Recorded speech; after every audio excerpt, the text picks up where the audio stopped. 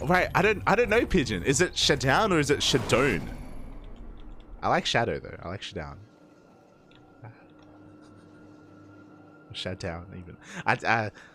Look, we're done. We're past that player. We're moving on into the next. And spawning in the top left-hand corner of Gresplan, we have the South Korean Protoss player representing Team Abydos. It is NightMare. Next time we'll ask him. We'll ask him how it's pronounced. And spawning in the bottom right-hand corner. Bottom right-hand corner of Gresplan, we have the Polish Zerg player representing K10 Esports. I had to double check. It is Aristori.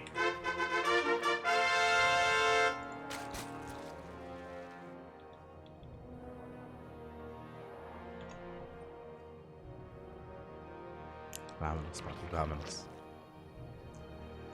And I'm pretty excited. I haven't casted Aristori in a very long time, in almost a year at this point, and I'm curious to see how he's able to adapt to the meta, how he's able to keep up with a player like NightMare. Obviously, NightMare is coming in as the favorite.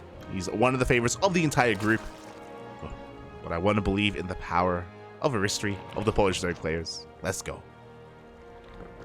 So far, just a hatch gas pull here from our Zerg. Nothing too crazy. Nothing too wild. Forced to take the unnatural natural as well. Meanwhile, his opponent's just setting up a gate expand. Very economic, very macro-oriented opener. Do love to see it.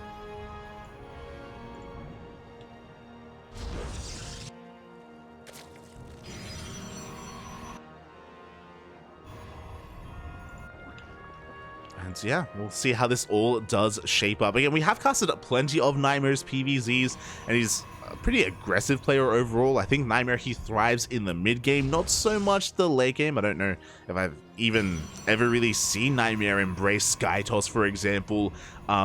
Even in the double Void Ray meta, I do think that we didn't really get to see too much of that from NightMare. Again, he's just more in your face with Twilight Council, with even +1 Blink Stalkers, or I think he's been favoring more of the charge out composition in recent times as well. So yeah, we'll see what he brings to the table, as we do have a Stargate opener from NightMare. No Twilight Council. No Twilight Council. Not yet anyway. Not yet. So everything looking quite normal here from our Protoss. Meanwhile, Aristori just joining on up. Should be working towards his third base momentarily as well. We have kind of reached that point. Probe does survive, does get fended off by these Lings, and there we go. Third base is now on the way. Now, because these bases are a little bit spread out, it does mean that Aristori has to be a little bit more tentative, or not tentative, he has to be a little bit more attentive to his queen positioning against this Oracle, against the eventual Oracles. Has to be careful not to be caught off creep or dragged away by this Adept, for example. Thankfully, does pull back. First Oracle is on the way, and it's going to be on NightMare to try to pull apart the defenses of Aristori. Already one drone going to be going down in the main. Again, this one Adept shouldn't get too out of hand, but he wants another drone. Oh, up! Oh no! And he does get it in the end. Aristori, he goes for the Spore trick, but he does cancel a little bit too soon. Loses that second drone. He had such a good reaction as well. Like, I was very impressed that he was able to throw down that Spore in time. Just canceled a little bit too quickly. As the Oracles are now arriving. No Spore here at the natural. No Spore in the main. We're going to be heavily reliant on only Queens to defend for the time being. There's only one Queen in the main, so it's looking a little bit more exposed as the Oracle goes for the natural. Oof. 5 drones go down. A lot of hull damage is dealt, but the economic damage was done, and NightMare is going to be looking to just regenerate those shields back at home. Adepts are in position at third base, should get up and running. And it looks like we're going to be cutting Oracles here at 2. So it's going to be a double Oracle opener. With this, we can tech up a little bit faster. There is no Forge, so so I'm curious as to what this is going to be here from NightMare. He can still go into Glaives behind this, as we have that Twilight Council on the way. And NightMare has been known to go from Oracle into Glaive Adepts before. We have seen that in the Open Cups. As the Spore isn't quite ready once again, the Oracle doesn't take advantage of that. The Queens are able to fend that off. Oh god! But there's still no Spore here at the third as well. 2 more drones, 3 more drones go down. And we do have Blink on the way, not Glaze, but that is quite a lot of gateways being thrown down. And how many gates in total? We got 5. We have 7 gates all up. Without a Forge, this looks like a 3-base all-in. Oh boy. So there are different variations of 3-base all-ins in PvZ with Blink Stalkers. You can go for like a 9-gate all-in with +1. Without a Forge though, this should only be 7 gates, maybe an 8th gateway here in the middle of the map. Basically, NightMare is looking to overwhelm Aristori with pure Stalkers, and Gressvan is a pretty popular map for this. Here we go. Pylon is being set up. A gateway should be set up here as well. NightMare is not looking to take up any further. Stalkers is all he needs, and he's looking to break the 3rd base here of Aristori. Is he ready for this? We have a Lair on the way. We don't have a Roach Warren. We only have Ling Queen. Aristori isn't ready for this, not gonna lie. Without Roaches, it's gonna be difficult here to maintain any kind of presence or have any momentum. Of course, NightMare is playing with fire. Blink isn't even done, so he's got to be careful. But there we go. Blink now does finish up. There's that gateway completing here in the center of the map. Again, there's no robo with this. The gateway is pretty crucial just to reinforce, just to keep the pressure on, keep the all-in going. Nursery, he's going for high. This is a bold move. He's taking up towards Hydra's, Papi. Ay, ay, ay.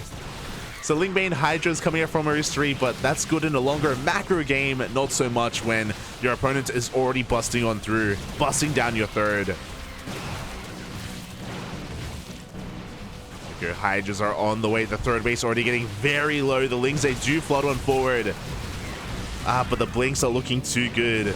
1 Stalker has died so far. We're going to get a 2nd Stalker kill, thankfully, but 3rd base is broken. At the same time, we have a Link counterattack at the 3rd, but it's not even saturated. Like NightMare, he doesn't care about his 3rd. He's all in. Hydras get picked up as they pop out as well. This is going from bad to worse for Aristori. Lings, they're forced to engage. The Queens are barely holding on. Stasis Trap, that only connects with only 2 of those Lings. But the Stalkers are going to overwhelm. 3 Stalkers have gone down this game. And GG gets called. GG as NightMare takes game number 1. Oh. A little bit brutal. Unfortunately, Aristori, he wasn't able to recognize what exactly NightMare was up to until it was already barreling down his front door. He was lacking some Link scouts. Aristori was lacking figuring out whether or not that 3rd base was being saturated from NightMare. He saw the 3rd itself, but you need to figure out whether or not they're actually probing, or of course send an Overlord into the main. On top of that, Aristori was cutting corners. Typically at around the 4-minute 30 mark, you do throw down a Roach Warren, like just in case something like this were to happen, whether it's, you know, a Blink Stalker all in, or whether it's even a Glaive Adept follow-up. Even if NightMare had gone for that instead, he still would have found a lot of damage just because we were skipping those Roaches. It was a really greedy move from Aristori, and he was punished for it. Oh, he was making a couple of assumptions out of NightMare, assuming he would go for a longer standard game. And GG does get called. And now we're diving into game number 2.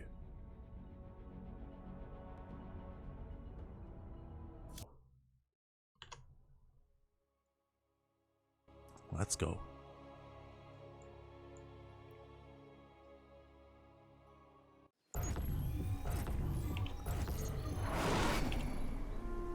And spawning in the top right-hand corner of Ancient Sister, and we have our South Korean Protoss, representing Team Arbidos, leading this series 1-0. It is NightMare. And spawning in the bottom left-hand corner, we have his opponent. We have the Polish I'm so used to saying Polish Protoss, it just comes naturally. The Polish Zerg player, representing K10 Esports. It is Aristori. Let's go, Papi. Let's go. We need more Zergs in Poland. We need more Terrans as well. The Spirit, of course, feels Ziggy, man. There used to be Ziggy as well. Shout out to Ziggy. I believe he's still living in Korea. I thought that he flew back home when COVID occurred, but no, Ziggy was even playing in the GSL qualifiers, which was really cool.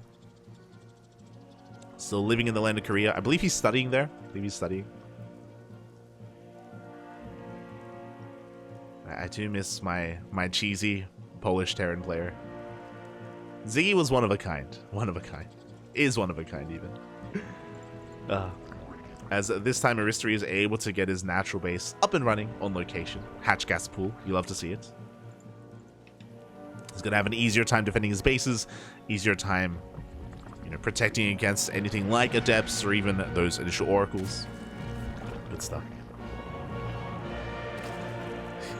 The Polish. Zerktos. There you go. Exactly. It's the alliteration, Bobby. It's the alliteration. As I don't expect to see that again. I mean, I say that. Hero was going for these 3-base all-ins the other day in KSL as well. He did it against Dark. He did it against Solar, both successfully, might I add. But Hero was doing it a little bit differently. Hero was going for the variation where you do get a forge, you get +1, and instead of a 7-gate all-in, he saturates the third and he goes for a, I think it was a 9-gate all-in. It was 9 or 10. I think it was 9 gates at home, and the 10th gate was proxied across the map. And likewise, he was able to break the 4th base and snowball from there, killing both Solar and Dark with it. So yeah, there's quite a bit of aggression that you can go for as a Protoss player. And I definitely expect NightMare to go for some kind of variation, something like that. Whether it's heavy Blinkstalker play or even going for Glaives. As initially, we do have that Stargate opener. Oracles will soon be hitting the field. And this first Adept from NightMare is going to have a harder time finding damage. This time the Lings are keeping up. Queens are in position. We saw last game the Adept was able to get 2 worker kills. This time we'll see if he can get 2 as well. As he does dance with the Lings. He does get 1 drone for his troubles, and it looks like he won't be able to get a second. So a bit of a better start for Aristori this time. Meanwhile, NightMare is not going for an Oracle first. It's a Void Ray. Oh boy. Oh boy. Okay, Void Ray first. This is going to be to clean up all these overlords to keep Aristori in the dark. Behind this, oh my god, it is a Twilight Council. It's not going to be Oracles. This feels like Glaives. Oh boy. Not like this, Papi. Not like this. It's been a while. It's been a while since we have seen this Glaive Adept follow-up. As in total, we're going to have 4 gateways here for NightMare. Of course, the Stargate opener typically signifies a 3rd base and macro play. But I think it was around 2 months ago this build did kind of pop up and was quite popular amongst all of the Protoss players, just to keep your opponent guessing and keep the Zerg player in the dark. And there we go. That is Glaives on the way. So this does hit later than a regular Twilight Council opener into 4-gate Glaive Adepts. This does hit later, but it's more unexpected. That's the thing here. And I wonder how experienced Aristori is with this build, because typically we should be droning. Like, he even sees the 3rd, or I don't think Aristori, he hasn't scouted the 3rd, but if he did, like, he'd be feeling, you know, there'd be no pressure on him to throw down a Roach Warren and to start any units. And even without scouting this 3rd base, Aristori is droning. And that may just kill him. that may just be it. The last thing you expect is Adepts. And NightMare is zooming across the map. What do we have at home to defend? We have 6 Lings. We have 6 Lings to defend. Oh boy. Oh god. The Ling does scout across the map for Aristori. He does confirm the 3rd base timing. Okay, we have a couple more Lings on the way. The Adepts have revealed themselves. We'll see if Aristori is able to react in time. We'll see if he can minimize these losses. Oh, as the Adepts commit to the shade, the boys are being pulled. 3 drones already do go down.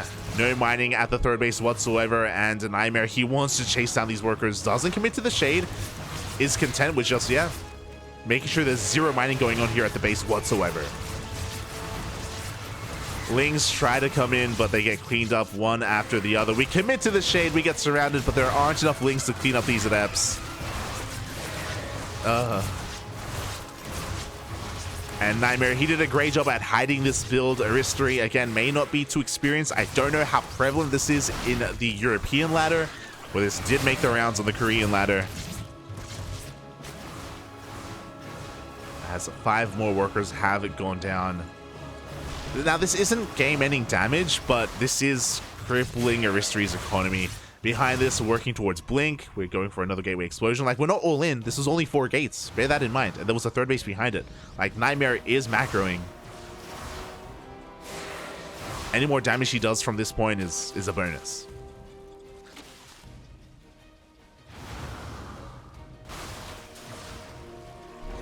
Oh, as he even does recall and saves the adepts as well.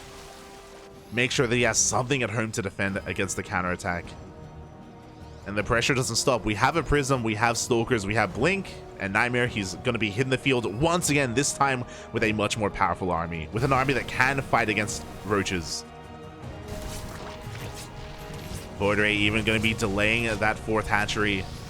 Lings are setting up for a counterattack at the same time. Here comes NightMare, the 1-2 punch. First the Glaive Adepts, then the Blink Stalkers.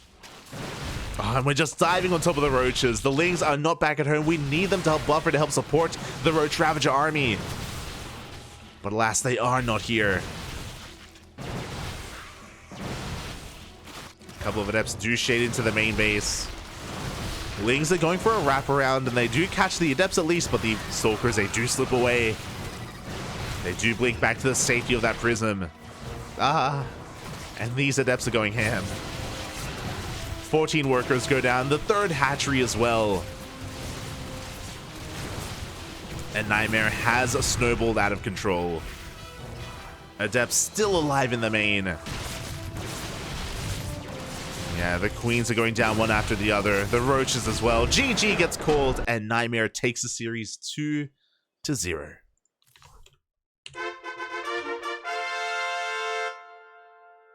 GG. A very powerful showing here from NightMare. A very NightMare series, to be honest. Game 1, he went for a 3-base 7-gate all-in. Game 2, Void Ray into 4-gate Glaive Adepts. It's that's classic NightMare. Again, he does kind of thrive in the mid game. He thrives amongst the chaos with all the pressure as well he applies to Zerg players. And Aristori had a really hard time keeping up. Once again, was lacking some scouting information. It is a lot more difficult to scout this.